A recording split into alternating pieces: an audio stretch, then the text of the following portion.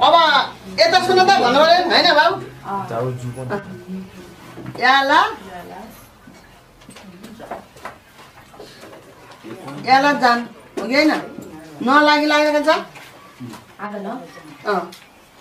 यता यता सुन्नु भयो है त यता यता सुन पनि भयो सुन्नुहोस् होइन सुन पनि भएन होइन है यता सुन यता हेर भन्नु पर्यो है यता हेर पनि भन्नु पर्यो है अब 9 नम्बरमा याला जान के हो याला जुन याला जान चाहिँ